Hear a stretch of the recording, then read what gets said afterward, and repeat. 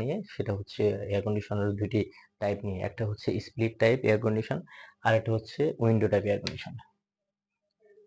আমার হেডলাইন হচ্ছে একটা হচ্ছে স্প্লিট টাইপ,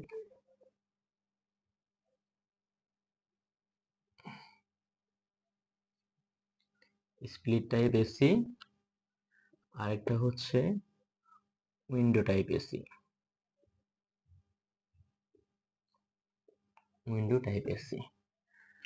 তো এই স্প্লিট টাইপ এসি এবং উইন্ডো টাইপ এসি কোনটা কোন জায়গার জন্য ব্যবহার করলে ভালো হবে সে বিষয়ে আজকে আমরা আলাপ করব। মূলত আগে আলাপ করি স্প্লিট টাইপ এসির কয়টি অংশ। স্প্লিট টাইপ এসির দুইটি অংশ। আমরা এক নাম্বারটা আলোচনা করি, সেটা হচ্ছে স্প্লিট টাইপ এসির দুইটি অংশ থাকে।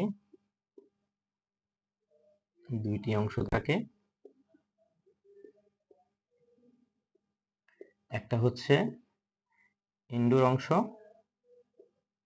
আর একটা হচ্ছে আউটডোর অংশ।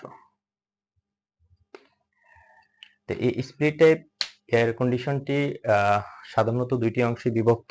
একটি হচ্ছে ইনডোর অংশ আর একটা হচ্ছে আউটডোর অংশ। ইনডোর অংশটি ঘরের ভিতরে বসানো হয় এবং আউটডোর অংশটি বাইরে বসানো হয়।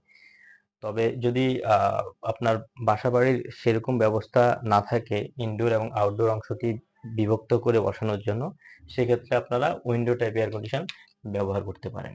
উইন্ডো টাইপ এয়ার কন্ডিশনের মধ্যে একটি উল্লেখযোগ্য উদাহরণ হচ্ছে এটি একই কেসিংয়ে আবদ্ধ থাকে।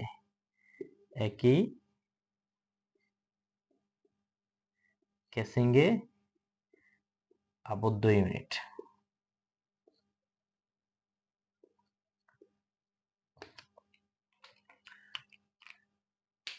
স্প্লিট টাইপ এয়ার কন্ডিশনের ক্ষেত্রে আপনি যে পরিমাণ কুলিং পাবেন, তবে উইন্ডো টাইপ এয়ার কন্ডিশনিং এর ক্ষেত্রে এটা দীর্ঘমেয়াদী কুলিং এর আউটপুটটা ভালো পাওয়া যাবে।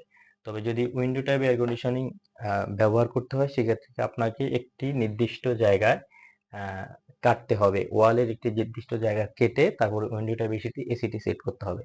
তবে যদি সেরকম সুবিধা না হয়, তাহলে আপনারা একটি স্প্লিট টাইপ এয়ার কন্ডিশন লাগাতে পারেন।